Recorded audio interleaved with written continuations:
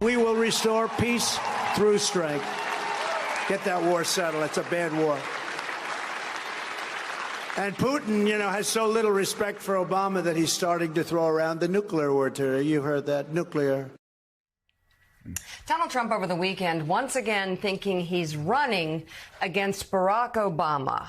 And when Trump wasn't confusing Biden with Obama, it's really sad. He apparently thought he was Obama, taking it really is sad. Credit for legislation that was signed by his predecessor.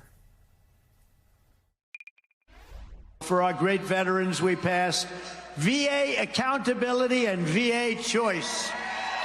That was a big deal.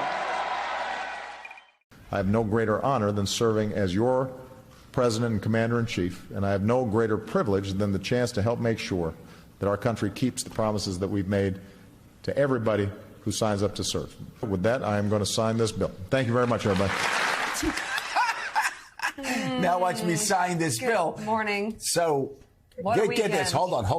What a weekend. And the slurring, seriously.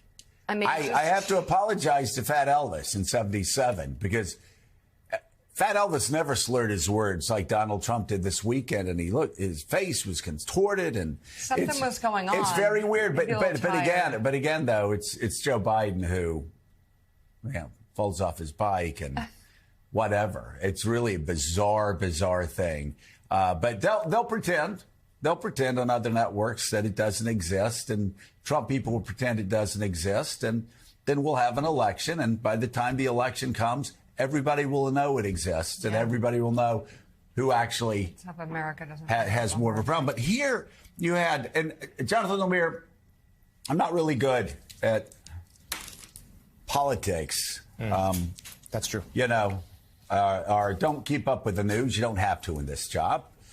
So help me out. I saw that VA bill was signed in 2014. I was just looking at the clip there. Was Donald Trump president in 2014, or who was president in 2014?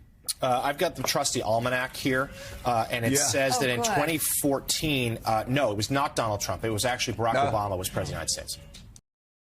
Donald Trump was on the campaign trail this week in North Carolina and Virginia, and the guy just kept getting confused. Look at this series of clips.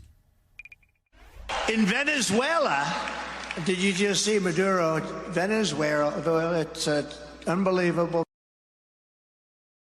We're getting rid of the Romneys of the world. We want to get Romneys and those out. But they know that we are the only ones who can stop them. We're the only ones. This is the greatest movement in the history of our country, maybe in the history of any country. Even Argentina, they went MAGA. Argentina, great guy. He's a big Trump guy. He loves Trump. I love him because he loves Trump. When he called, I took his call. Anybody that loves me, I like them. I said, Abdul, he's still there. He's the head of the Taliban. He said, you're killing our soldiers. Don't do it anymore because terror will rain down on you. And he called you, yes, Your Highness. He called me Your Highness, which is interesting. We are a nation that just recently heard that Saudi Arabia and Russia will repeat your... Oh. Well, I don't even... What happened? What happened there?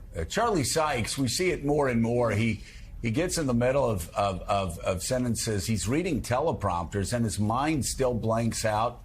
Nikki Haley for Nancy Pelosi, Barack Obama for Joe Biden.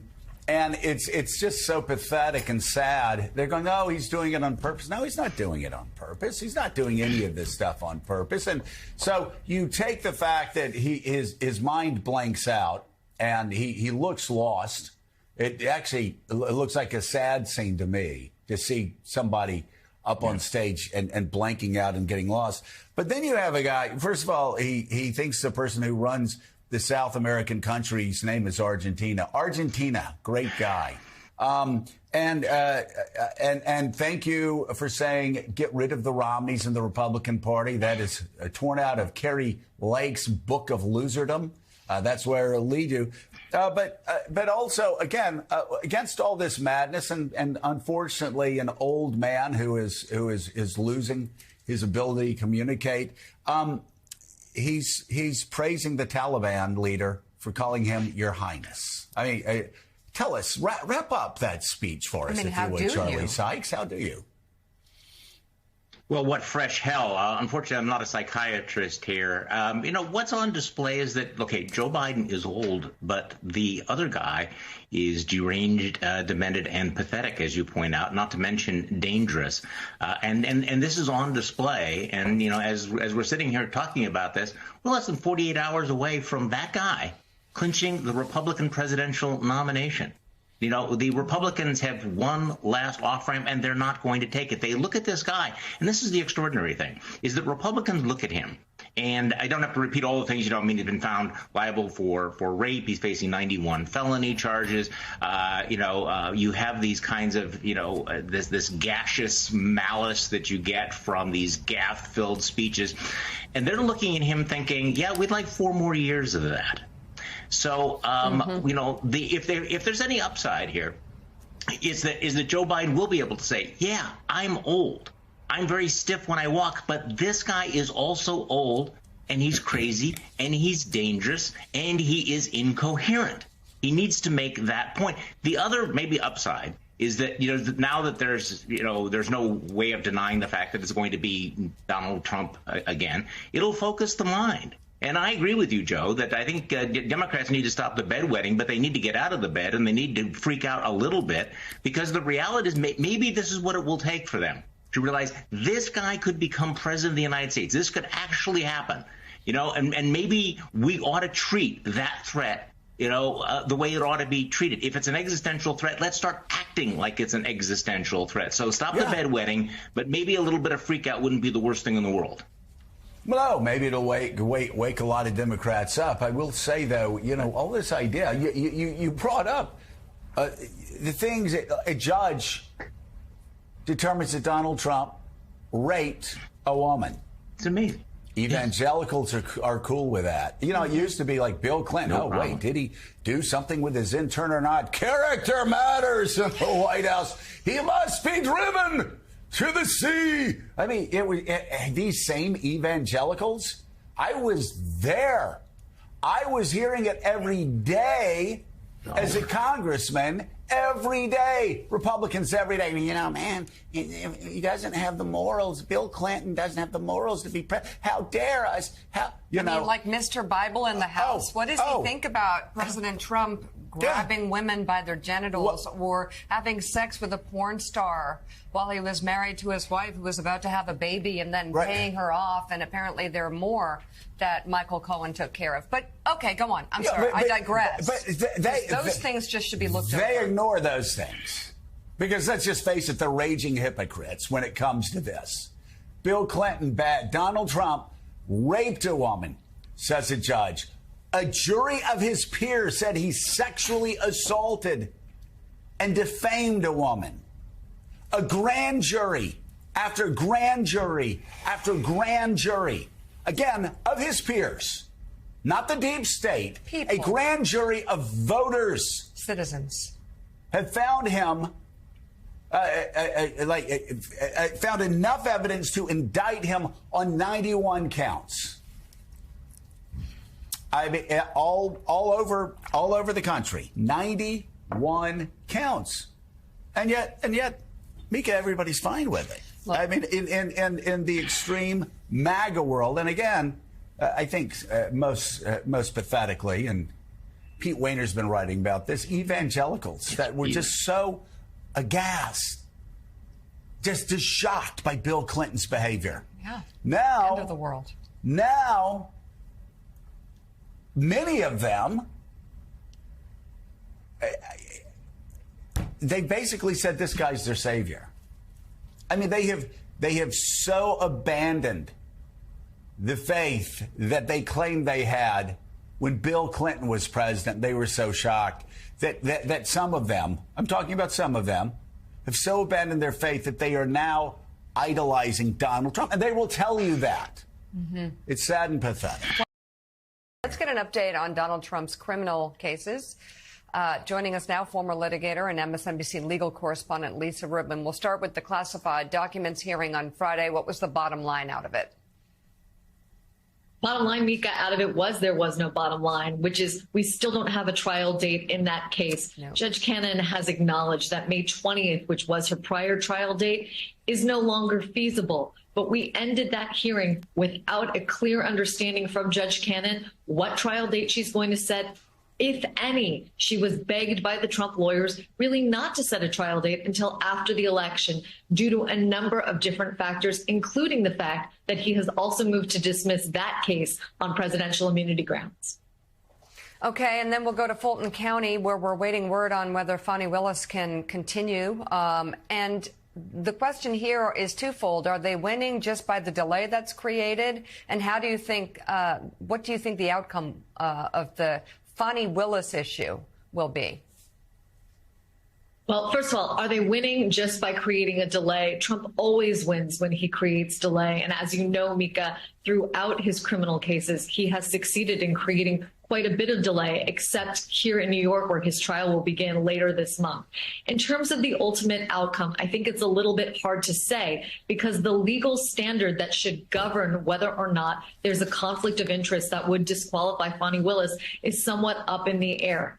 There are folks that will say, as the state did, that there's only a conflict of interest, not only if there's a financial relationship, but one that disadvantaged the defendants. And here, because it wasn't the sort of financial relationship where, for example, it was contingent on winning the case, it's really hard to see how the defendants themselves were hurt by the relationship between Willis and Wade. But Steve Sadow, on the other hand, made a fairly convincing case that the ethics that Fani Willis and Nathan Wade behaved with or without created such an appearance of impropriety that it would be a travesty of justice not to disqualify her. I tend to think she will not be disqualified in the end, but the damage to her reputation and that of Nathan Wade and the cloud over them in terms of whether or not they were truthful with the court will linger for some time to come. And finally, we're expecting possibly, it seems probably, a decision by the Supreme Court on whether Donald Trump can remain on the ballot. There are some other states that are looking at this as well. But the bottom line is tomorrow, it probably has to come today. What do you think? I think it absolutely should come today. After all, tomorrow is Super Tuesday, and Colorado is one of the Super Tuesday states. The status quo is that Donald Trump remains on the ballot.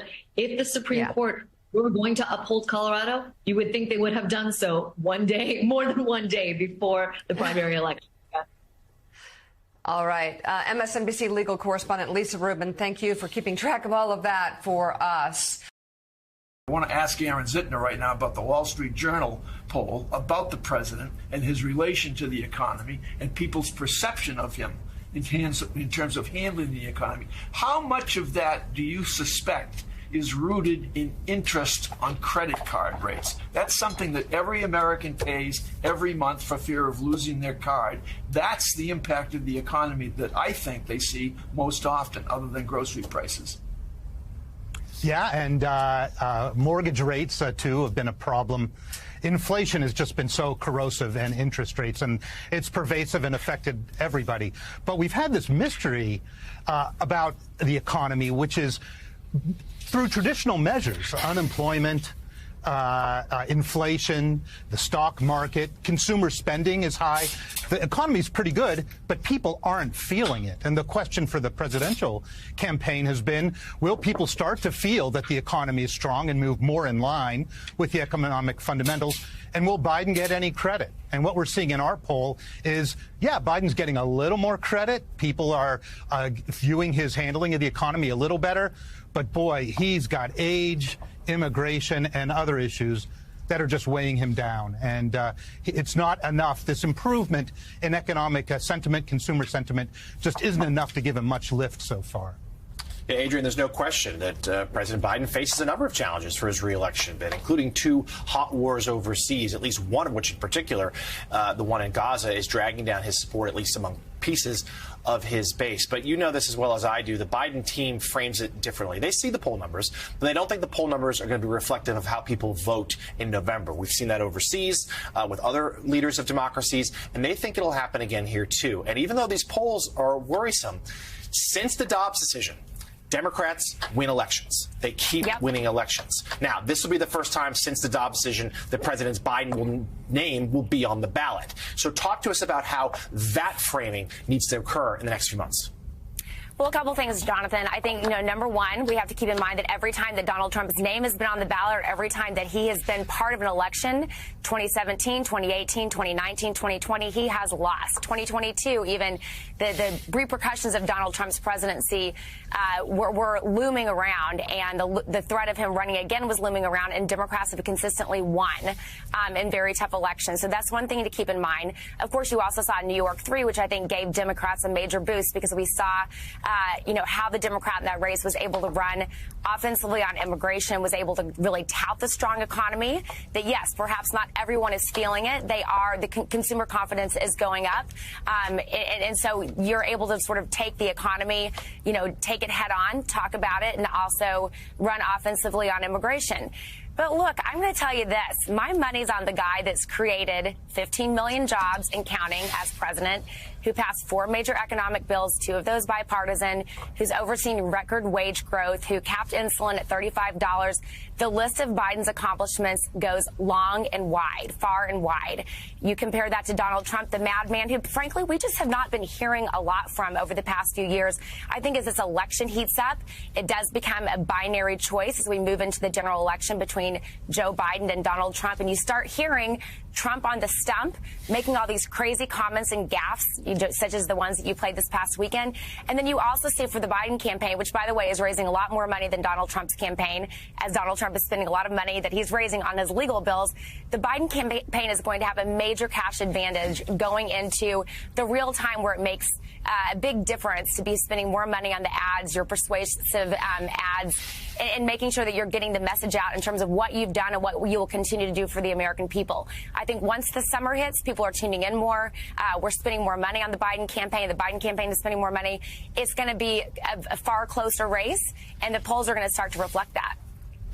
Aaron, when you look at the question about the president's approval rating on the economy, people saying that things are getting better, do you have a sense of what's in people's minds when they judge the president on policy? I mean, when I hear anecdotally, if you work in the political ecosystem, you think the Inflation Reduction Act and you think the American Recovery Act.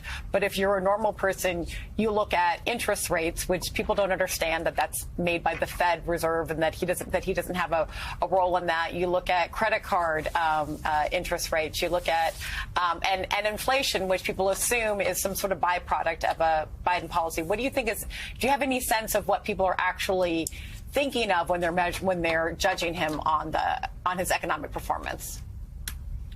Well, look, this is the strongest job market by many measures since the 1960s.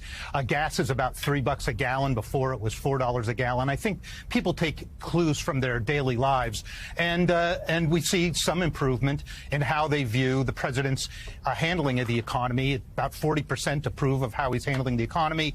The share who think he's doing a good job on inflation has come up. But these are not numbers that say, hey, this is a great economy. Thank you, Mr. President. We have to reelect you right away. Joe and D'Amica, let me give you one other number from the poll, and that's 52%. That's the share of Americans who think Donald Trump is too old to be running for president. And this speaks to some of the clips you were showing.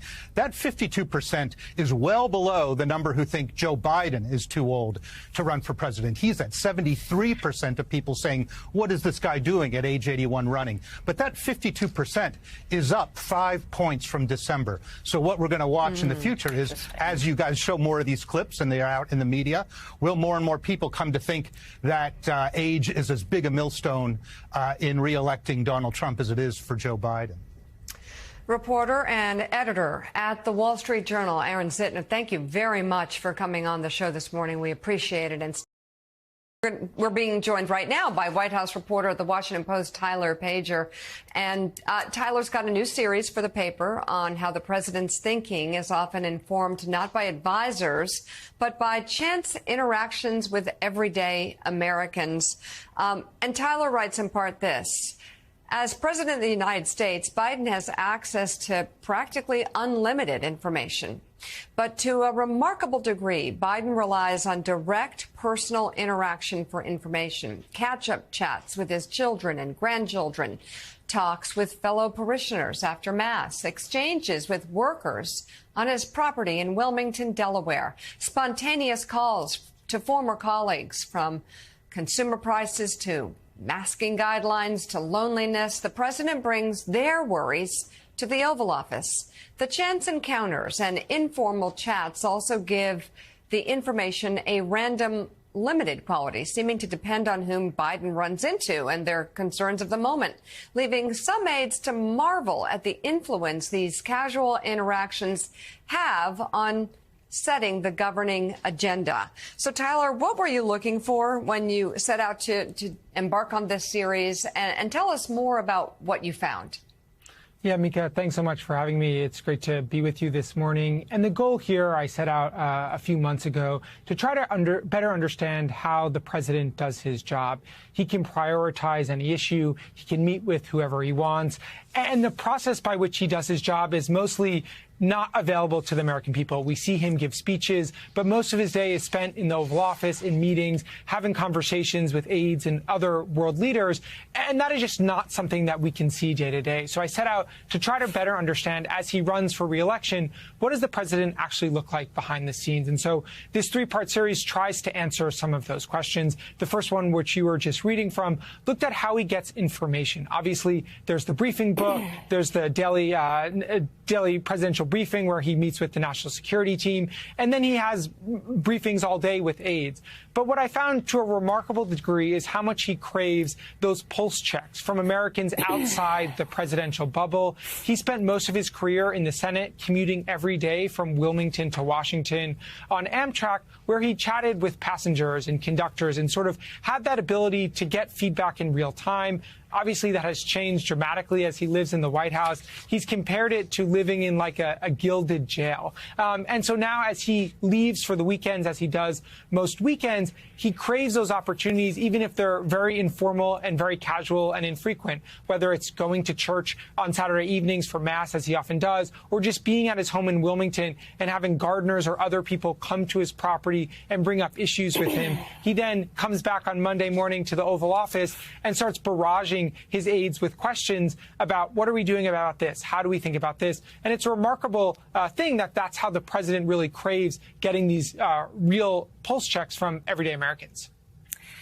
So, Tyler, first of all, I love the idea for this piece because I think it really gets into the fundamental understanding that the president has in terms of, how his policies are affecting the average American. As you noted, he used to take the Amtrak every day and had a lot of interactions. But when you're the president of the United States, you oftentimes become a little bit more insulated from interacting with average Americans. One thing that you noted in your piece, which I really loved, is that he asks for letters from his team every week that sort of talk about how the policies that he's implemented, which are quite a few, by the way, are actually impacting those people, how the Inflation Reduction Act is impacting someone directly, how the bipartisan infrastructure bill is having an effect on someone's family or their community. Can you sort of talk about how his team puts together those letters and how those letters really help inform him on his decision-making process? Yeah, absolutely. And many Americans might be familiar with these letters that presidents get from Barack Obama, who very systematically received 10 letters every night in his briefing book to take into the residence to read. And Barack Obama asked for a representative of letters. It sort of became famous in the White House about which letters Obama was going to read that night. This dates back to the William McKinley administration, where the letters processing was formalized in this Office of Presidential Correspondence. Each president has done it differently. Clinton got them every few weeks. George W. Bush got them a little less frequently. Obama got them systematically. For Biden, it's 5 letters every week. He often sets them aside for weekend reading. And as Adrian, as you said, the letters that Biden particularly gets are ones that talk about the policies and how they have impacted Americans' lives directly. Those are often skewed positively, where he wants to, or aides want him to see directly how the policies he signed into laws, as you mentioned, a slew of legislation, how that has impacted Americans' lives. And and improve their lives. So not as systematically as Obama did with 10 every night, but still another way that Biden seeks to get out of the presidential bubble and hear what Americans are thinking through those letters. White House reporter at the Washington Post, Tyler Pager, thank you very much. And negotiators believe, by the way, Hamas and Israel are making slow progress, saying a ceasefire and a hostage release deal could be reached before the Muslim holy month of Ramadan. An Israeli and U.S. official tell the Wall Street Journal Israel has agreed to the outlines of a deal that includes a 6-week truce. But officials say Hamas has yet to provide answers on 2 key sticking points, which Palestinian prisoners the group wants freed and how many for each hostage released. Because of that, Israel has not sent a senior delegation to Cairo for negotiations. Members of Hamas, however, are there. Vice President Kamala Harris is set to meet with a member of Israel's war cabinet today at the White House. This just one day after Harris called for an immediate ceasefire in the war in Gaza. Here she is speaking yesterday in Selma, Alabama. People in Gaza are starving. The conditions are inhumane. And our common humanity compels us to act. The Israeli government must do more to significantly increase the flow of aid. No excuses. They must open new border crossings. They must not impose any unnecessary restrictions on the delivery of aid. They must ensure humanitarian personnel, sites, and convoys are not targeted. And they must work to restore basic services and promote order in Gaza so more food, water, and fuel can reach those in need. I will repeat, the threat of Hamas poses to the people of Israel must be eliminated. And given the immense scale of suffering in Gaza, there must be an immediate ceasefire. For at least the next 6 weeks, which is what is currently on the table. Hamas claims it wants a ceasefire. Well, there is a deal on the table. And as we have said, Hamas needs to agree to that deal. Let's get a ceasefire. Let's reunite the hostages with their families, and let's provide immediate relief to the people of Gaza. Joining us now is columnist and associate editor for the Washington Post, David Ignatius. His latest piece is entitled Food Convoy Carnage, distills what's gone terribly wrong in Gaza. You know, David, thank you for being with us. You know, David, what Kamala Harris said publicly, Joe Biden, Tony Blinken, other officials inside the Biden administration have been urging Israel to do now for weeks and weeks and weeks. And there had been, as you know, quite a debate inside the White House about when was he going to break publicly with Netanyahu. That wasn't a break with Netanyahu, but that the administration finally said publicly what had been saying privately all along. The conditions in Gaza are unacceptable. You have to provide relief. Talk about that and talk about just how dire the situation is in Gaza. So, Joe, first to the situation in this months of terrible war. I don't know that we saw an image more poignant than the drone footage of hundreds and hundreds of Palestinians in the pre-dawn on Thursday morning, scrambling desperately after this convoy of aid trucks, climbing on the trucks, climbing over each other. It appears that in the panic, this pre-dawn time, that there was a stampede of people, that they were crushed under the truck's wheels, that some Israeli troops opened fire. It's a scene. I likened it, sadly, to a chapter in Lord of the Flies come to life, where you see when people are reduced to this raw struggle for survival, what happens. So this is indicative, the Biden administration believes, of Israel's lack of a clear plan. It simply does not have a way of providing order and security in the areas that it has cleared of Hamas fighters in northern Gaza. The people who are maintaining order, and I put that in quotation marks, are criminal gangs. They're organized criminals, looting the food. They intimidate convoy truck drivers who are poised to bring more food. So that led to, I think, an unusual decision by the administration to intervene more directly. That's what the airdrops are about. You can't get convoys in safely. We're going to take over. We're going to begin dropping by air.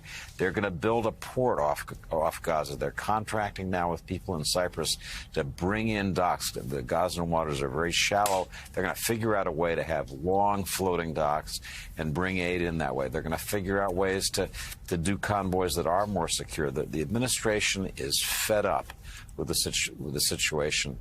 Second really important thing that's happening is the visit today in Washington of Israeli War Cabinet member Benny Gantz, former Army Chief of Staff. He's going to meet with Kamala Harris. He's going to meet with Jake Sullivan. But the importance of this visit is Bibi Netanyahu, the Israeli Prime Minister, did not want him to come.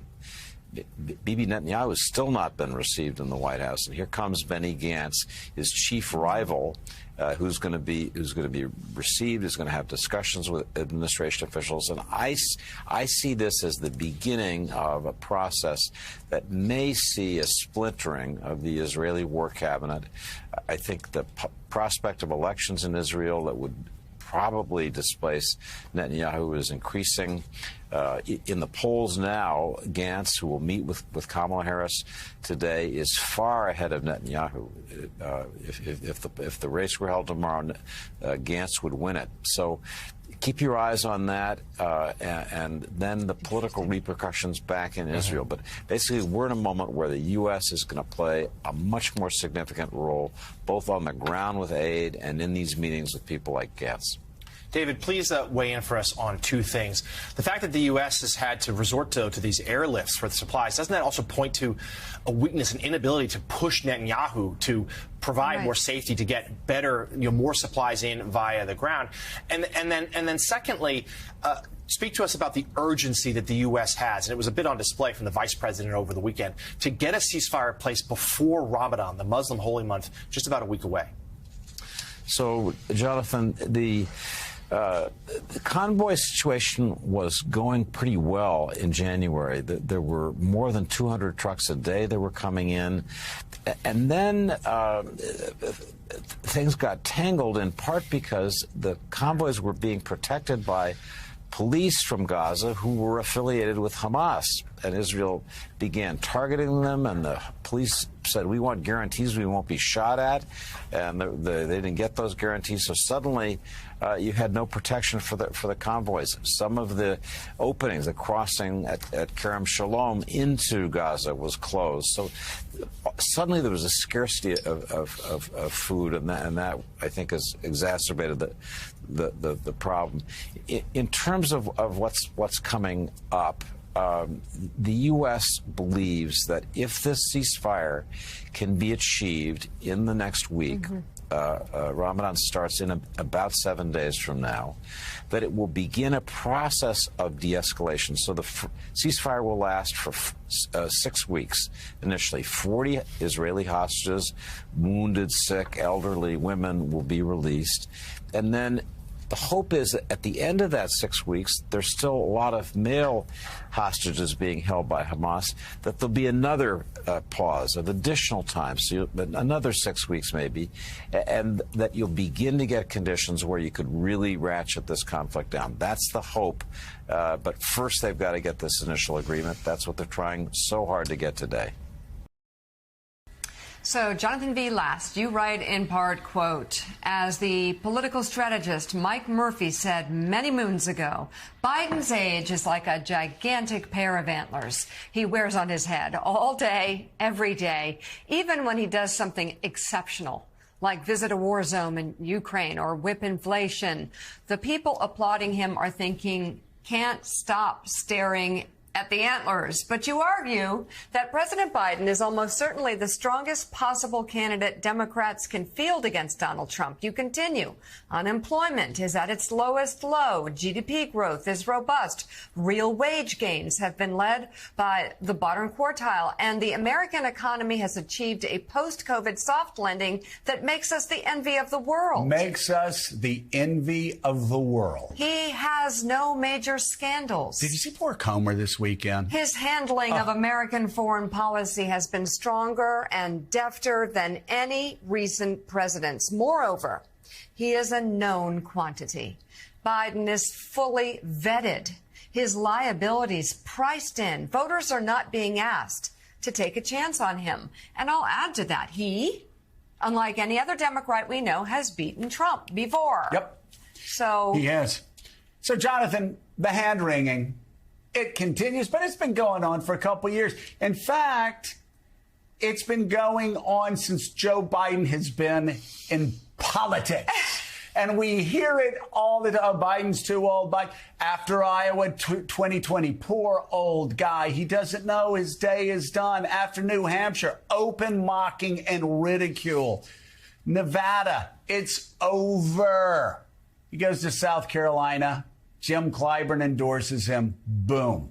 He sweeps through it. He wins. Then he's president. We heard the same thing. Oh, he's too old. Poor old dumb man. We heard this from progressives. He thinks you can still get bipartisan deals. What an idiot. We heard it. He got more bipartisan deals than anybody since maybe maybe LBJ. I don't know. Then 2022. Oh, Biden, the Biden party, too old, too tired. They're not going to win. What about that red wave? Never. I mean, this keeps going. He's too old. Does a State of the Union. Oh, my God, he's great. 3 days later, he's too old. You would think people would get embarrassed. I'm dead serious. You would think people would get embarrassed and be humiliated by all the times they were wrong about Joe Biden over the past 3 years. Instead, they just keep on keeping on. Yeah, they keep misunderestimating him, right? I get why people are nervous, though, right? Don't tell me the odds, tell me the stakes. And the stakes are like we're, for the first time since the Civil War, at a vaguely existential inflection point for American democracy. And everybody wants a sure thing. So I get that. Everybody would like to say, yeah, we've got a guy running who is so good that it's a 95-5. Don't worry, everything's going to be great. Instead, because of the everything of what America is today, because of polarization, because of partisanship, because of the geographic sorting and the Electoral College and the Senate, we live in a world where whoever the Republican candidate is, they're going to have at worst a 40-45% chance to win, and at best a 50-55% chance. And so Biden is like a 50-50 shot. And maybe things will be a little bit better than that. Maybe we'll get all the way to 55-45 by November. Your lips to God's ears. But it's really disconcerting. And so people think, well, there has to be something better. And there isn't. This is it. Joe Biden is the nominee, and you're going to learn to love it, America. Jonathan, I couldn't agree. I couldn't agree with you more. The question is the sticky factor, and maybe it's as simple as that age issue. The accomplishments speak for themselves. I don't have to go over it. We just teed it up across the board. Why, more than any other politician or any other president, does it not stick? I wish I knew, man. So the age stuff has been showing up in the polls for the better part of 3 years now, and the thing which gets me crazy is when you delve into the crosstabs on these polls where they ask the age question, and you look head-to-head Biden versus Trump on the straight question of who is mentally fit and mentally together enough to be president. Trump is like plus 20 over Biden. And I just look at that and I think, what in the world are you people seeing? Because I see the same stuff you guys showed us in the Supercut. But even if you go back 4 years, you listen to Trump. He's like, we're going to do the winning on the economics and the winning on the militaries. Yeah. He's never been all there mentally. And so some of this is a voter problem, right? And the American voters got to be more serious. Lisa, one of the stats that really stood out to me in your all's poll from the weekend was that Trump is over 90% with voters that voted for him in 2020, and that Biden is, I think Biden was like at 83% with voters that supported him in 20 in terms of supporting him now. That gives, I mean, the good news for the Biden team is there's your roadmap. You know what you need to do. You need to convince those voters. But is there something else that we haven't talked about that you think was noteworthy in the poll?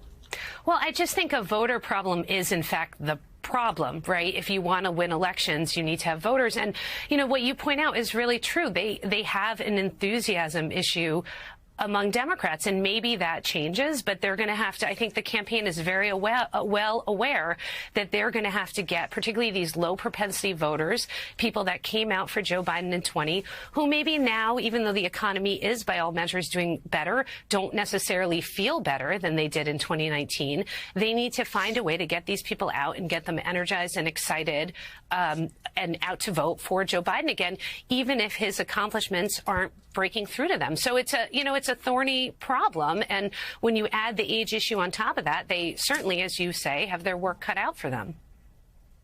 National political correspondent for the New York Times, Lisa Lerer, and editor of The Bulwark, Jonathan B. Last. Thank you very much. Great piece. We appreciate your coming on this morning. Thank you all. Well,